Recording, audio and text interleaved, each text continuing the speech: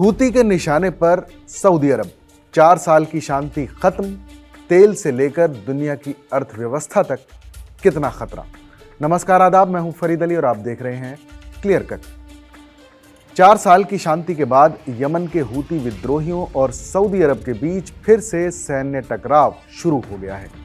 इसकी शुरुआत ईरानी विमान को लेकर हुए विवाद और सना एयरपोर्ट पर सऊदी समर्थित हमले से हुई, जिसके जवाब में हूतियों ने सऊदी के आभा एयरपोर्ट पर मिसाइल और ड्रोन हमले किए।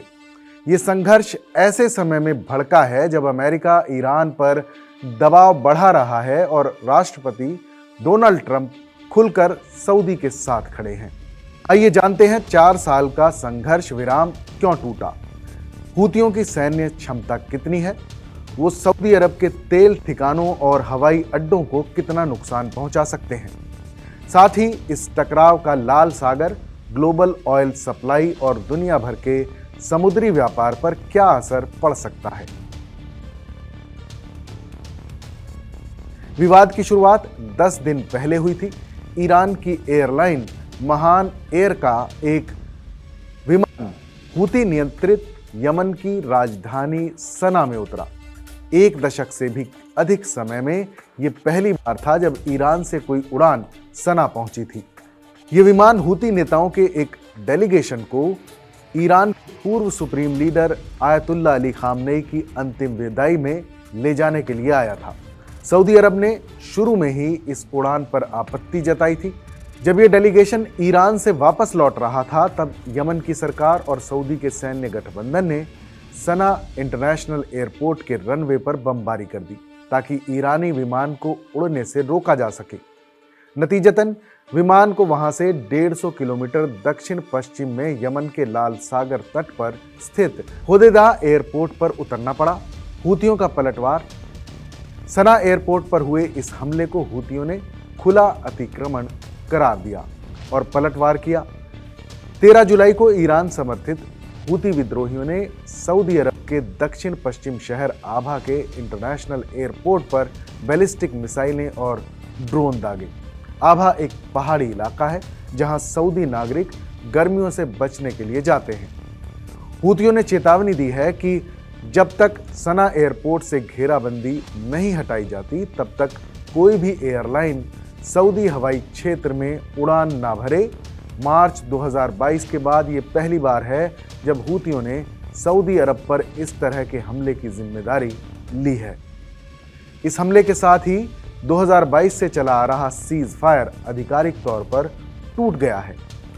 ट्रंप का समर्थन और पर्दे के पीछे की कूटनीति। सऊदी अरब ने हूतियों पर यह सैन्य कार्रवाई अमेरिकी राष्ट्रपति डोनाल्ड ट्रंप की सहमति से की है। अमेरिकी अधिकारियों के मुताबिक सऊदी क्राउन प्रिंस मोहम्मद बिन सलमान यानी MBS ने हूतियों के खिलाफ इस जोखिम भरे कदम के लिए पहले ही अमेरिका से समर्थन मांग लिया था। दरअसल 9 जुलाई को वाशिंगटन में सऊदी राजदूत ने अमेरिकी विदेश मंत्री मार्को रूबियो से मुलाकात की थी। फिर रूबियो ने सऊदी अरब के विदेश मंत्री प्रिंस फैसल बिन फरहान से फोन पर बात की। इसी दिन राष्ट्रपति ट्रंप ने सऊदी क्राउन प्रिंस से फोन पर बात की और हूतियों के खिलाफ सैन्य कार्रवाई को समर्थन दिया।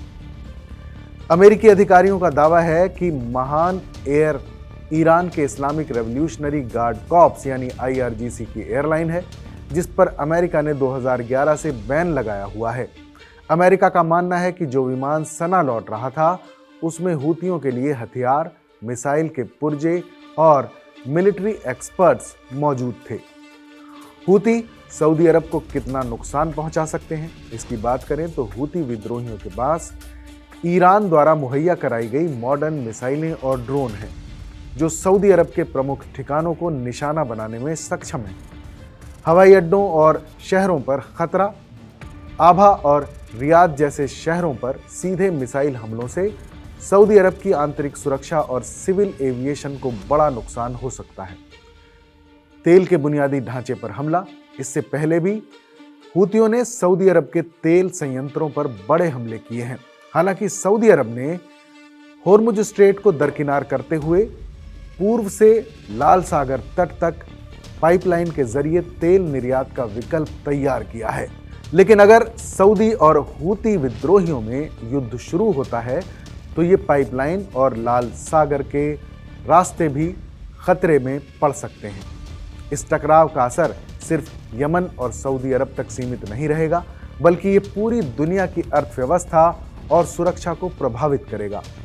लाल सागर में जहाजों की आवाजाही ठप। हूती विद्रोहियों ने इजराइल हमास युद्ध के दौरान लाल सागर में कई जहाजों को निशाना बनाया है। अगर सऊदी अरब के साथ युद्ध भड़कता है तो वो लाल सागर और बाब अल मंदेब स्ट्रेट से गुजरने वाले जहाजों पर हमले तेज कर देंगे। लाल सागर के रास्ते में बाधा आने से जहाजों को अफ्रीका का चक्कर लगाकर जाना पड़ता है, जिससे माल ढुलाई का खर्च कई गुना बढ़ जाता है। साथ ही सऊदी अरब के तेल इंफ्रास्ट्रक्चर पर हमले का डर कच्चे तेल की कीमत बढ़ा सकता है, जिससे दुनिया भर में महंगाई बढ़ेगी। सऊदी अरब और हूतियों का ये संघर्ष दरअसल अमेरिका और ईरान के बीच चल रहे प्रॉक्सी वॉर का ही हिस्सा है। ट्रंप प्रशासन द्वारा ईरान पर नाकेबंदी और सऊदी अरब को सैन्य समर्थन देने से पूरे मध्य पूर्व में अमेरिका और ईरान के बीच सीधे टकराव की आशंका बढ़ गई है। यमन के युद्ध के इतिहास की बात करें तो यमन में ये गृह युद्ध 1 दशक से ज़्यादा समय से चल रहा है। 2014-15 में जब हूतियों ने राजधानी सना पर कब्जा कर लिया तो अंतर्राष्ट्रीय स्तर पर मान्यता प्राप्त सरकार को दक्षिण में भागना पड़ा। 2015 में सऊदी अरब के नेतृत्व वाले गठबंधन ने हूतियों के खिलाफ सैन्य हस्तक्षेप शुरू किया। यमन का ये गृह युद्ध सिर्फ एक देश की आंतरिक जंग नहीं, बल्कि मिडिल ईस्ट में वर्चस्व की वो बिसात है जिसका सीधा असर पूरी दुनिया के जेब पर पड़ता है। 4 साल की इस शांति ने वैश्विक बाजार और तेल की कीमतों को एक स्थिरता दी थी, लेकिन अब ये शांति कांच की तरह टूट चुकी है। अगर ये टकराव लंबा खिंचता है तो लाल सागर का जलमार्ग पूरी तरह से एक मिलिट्री जोन में तब्दील हो सकता है। ऐसे में भारत समेत उन तमाम देशों के लिए मुश्किलें बढ़ेंगी जो अपनी ऊर्जा ज़रूरतों के लिए खाड़ी देशों और अपने व्यापार के लिए स्वेज नहर के रास्ते पर निर्भर हैं। अब देखना यह होगा कि क्या ट्रंप प्रशासन का खुला समर्थन पाकर सऊदी अरब हूतियों को पीछे धकेल पाता है, या फिर इतिहास खुद को दोहराएगा और सऊदी अरब एक बार फिर यमन के इस अंतहीन दलदल में फंस कर रह जाएगा। क्लियर कट में फिलहाल बस इतना ही। ये खबर लिखी मेरे सहयोगी शुभेंदु प्रताप भूमंडल ने। इस पूरी भू राजनीतिक उथल पुथल पर आपकी क्या राय है? क्या आपको लगता है कि अमेरिका और सऊदी अरब मिलकर हूतियों के इस बढ़ते खतरे को रोक पाएंगे, या फिर तेल की कीमतों में आने वाला उछाल दुनिया को एक नए आर्थिक संकट की तरफ ले जाएगा? अपने विचार हमें कमेंट बॉक्स में लिखकर ज़रूर बताइएगा। बाकी देश और दुनिया की तमाम बड़ी खबरों के लिए देखते रहिए TV9 डिजिटल।